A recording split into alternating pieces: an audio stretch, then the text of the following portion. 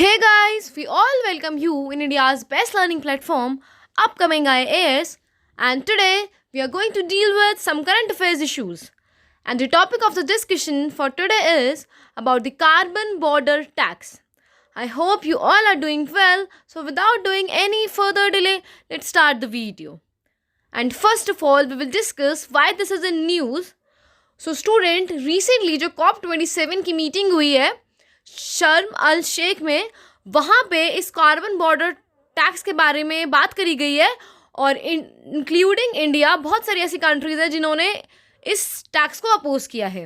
Now let's discuss what carbon border tax is. So students, अगर मैं आपको layman language में समझाऊं तो इसका मतलब ये है कि कोई भी कंट्री अगर वो कोई प्रोडक्ट मैन्युफैक्चर कर रही है, कोई भी प्रोडक्ट वो बना रही है और अगर उसको बनाने में ज़्यादा जो कार्बन एमिशंस हो रही हैं तो उस पर ये एक्स्ट्रा इंपोर्ट ड्यूटी लगाने वाले हैं. इसका मतलब यही है कि ये जो कार्बन है उसको ये कंट्रोल करने के चक्कर में है, क्योंकि आपको पता है कि जो कार्बन होता है वो एक ग्रीन हाउस गैस के अंदर आता है which is reason for the climate change. तो क्लाइमेट की वजह से वो ये सब कुछ कर रहे हैं और अगर ऐसा हुआ तो जितने से जितना जो ट्रेड रिलेटेड चीज़ें होती हैं वो सब कुछ इफ़ेक्ट करेंगी. लोगों का प्रोडक्शन जो होगा वो अफेक्ट करेगा. इंपोर्ट एक्सपोर्ट ट्रेड रिलेटेड चीज़ें बहुत ज़्यादा इफेक्ट करने वाली हैं.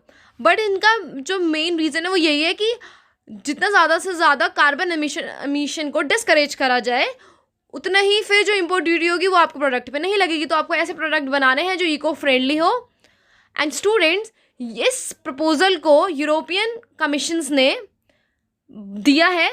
यूरोपियन ग्रीन डील इसका ये पार्ट है और इन्होंने बताया है कि यूरोप को 2050 तक एक पहला ऐसा क्लाइमेट न्यूट्रल कॉन्टिनेंट बनाना चाहते हैं.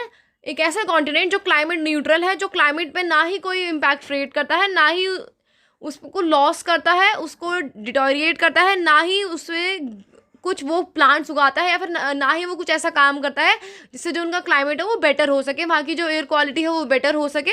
ना ही वो कुछ ऐसा काम कर रहा है.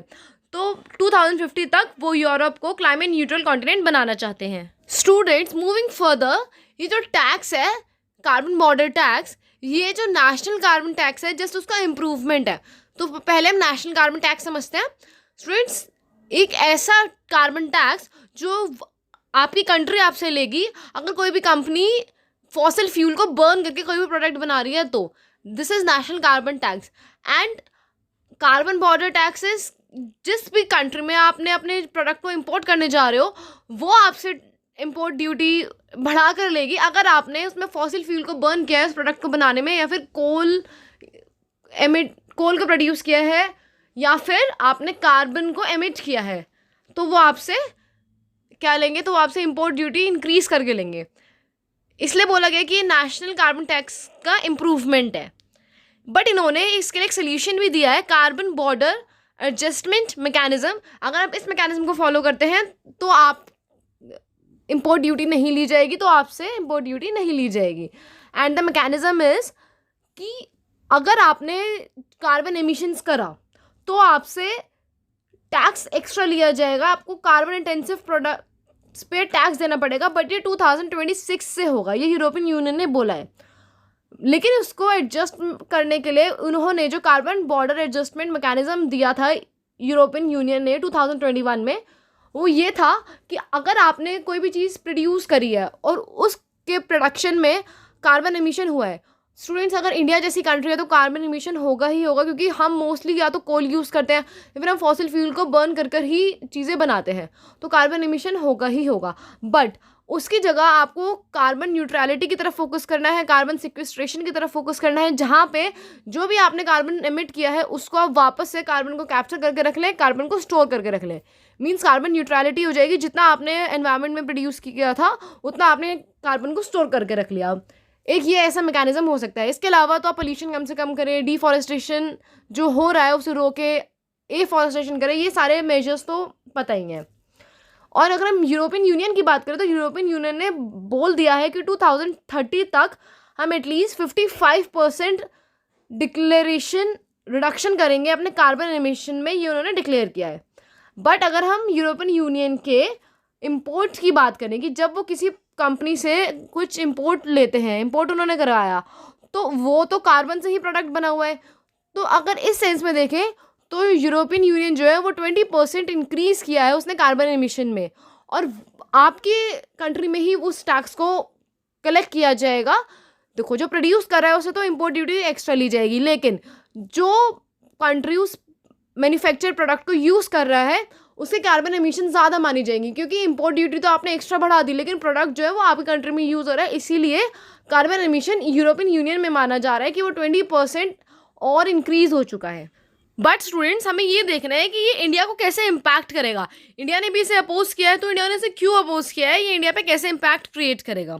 सो स्टूडेंट्स देखो, ये इम्पोर्ट ड्यूटी उस पर लगाएंगे, उस पर टैक्स लगने जाएगा जो कंट्री कोई भी प्रोडक्ट को मैन्युफैक्चर करने में जब वो कार्बन एमिशन ज़्यादा करेंगे।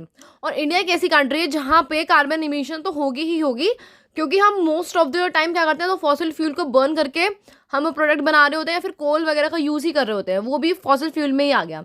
तो मोस्टली जो इंडियन प्रोडक्ट्स होते हैं वो ऐसे ही बनते हैं। अब अगर इससे ये जो टैक्स लगेगा हमारे प्रोडक्ट्स पे, तो जो हमारे इंडियन गुड्स होंगे, जो हमारे प्रोडक्ट्स हैं, वो ज़्यादा एक्सपेंसिव हो जाएंगे, और जब वो एक्सपेंसिव होंगे तो उनकी डिमांड कम हो जाएगी और वो बायर्स को अट्रैक्ट भी नहीं करेंगे, क्योंकि कोई महंगी चीज़ क्यों ही खरीदना चाहेगा।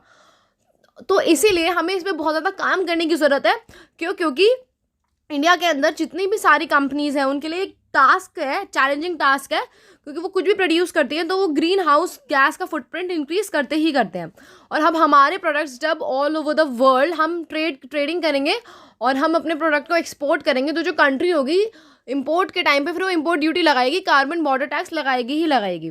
और जो यूरोपियन यूनियन है, अगर हम इंडिया के साथ इसके ट्रेडिंग पार्टनर्स के बारे में बात करें तो हमारा 3rd लार्जेस्ट ट्रेडिंग पार्टनर है। अब जब हम इनके यहाँ पे भी अपने प्रोडक्ट को डिलीवर कराएंगे तो ये भी हमसे कार्बन बॉर्डर टैक्स लेंगी, जिसकी वजह से हमारे प्रोडक्ट काफ़ी ज़्यादा महंगा होगा और हमारी डिमांड श्रिंक होगी। यही सारा रीज़न है कि इंडिया का जो प्रोडक्ट है ना, फिर वो लेस कॉम्पिटिटिव हो जाएगा। इसीलिए ही हमें ऐसे वेज अपनाने की ज़रूरत है जिससे कि हम प्रोडक्ट भी मैन्युफैक्चर करें और जो कार्बन एमिशन है वो भी रिड्यूस कर सके। जो कार्बन फुटप्रिंट इंक्रीज़ होता जा रहा है इंडिया का, उसे भी हम रिड्यूस कर सके। हालांकि इंडिया ने काफ़ी ज़्यादा मेजर्स लिए हैं जिससे कि अब हम उसको कंट्रोल कर पा रहे हैं उस चीज़ पे। Carbon neutrality and carbon sequestration जैसे प्रोग्राम्स हैं, चीज़ें हैं जो हम ऑप्ट कर रहे हैं, जिसकी वजह से जो हमारा कार्बन एमिशन है, ग्रीन हाउस गैस का फुटप्रिंट, वो रिड्यूस होता है।